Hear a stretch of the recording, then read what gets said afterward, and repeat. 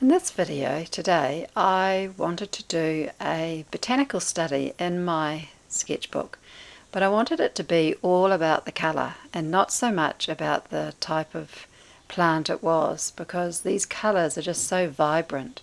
So the first thing I did was to try and match the colour and mix up colours that were pretty close to the plants that I had there.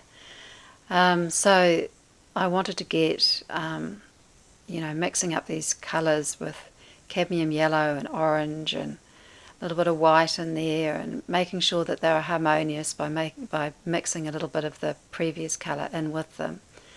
But so the first thing I did was, having mixed up and matching those colours, I wanted to just spread them over the paper.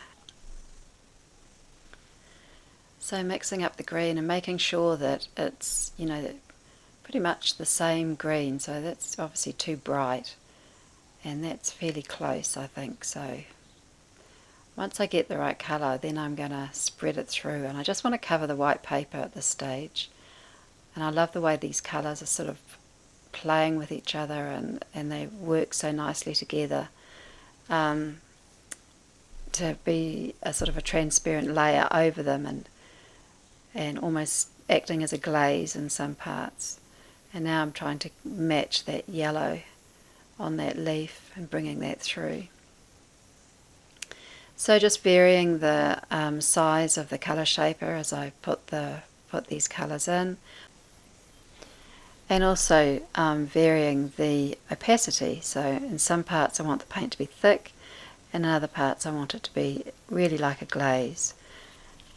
And so as I make these colours and put them on the paper, I'm sort of setting up I just want them to have the feel of what it looks like to look at a big bunch of these plants all growing in my garden. And it's just, bits of intense colour, and then it's broken by leaves, and just getting a feeling for that, for the colour and the sort of, the loose movement of the brushes. I've come in here with some pencil and I've made some lines as well, just to sort of suggest them, but I really don't want to get too, I don't want to be defining these plants too much. I just really want it to be about the colour and the feeling of movement, and how they are when they're in the garden and there's a big sort of crop of them together. So coming in with more intense bits of the orange peeping through, and just sort of seeing how it comes up. Alright, now this is looking ghastly. So I wanted to add more depth, because when I look into the garden there's strong shadows and sort of bright highlights, and I wanted to bring that into it as well. So I kind of have to make it look ugly before I'm going to make it look good again. So bringing in those strong contrasts of dark and light, and just building up the layers of colour, and varying the thickness of the paint and the opacity, making it thin in parts, and just getting the feeling of the direction and the flow of these plants in the garden.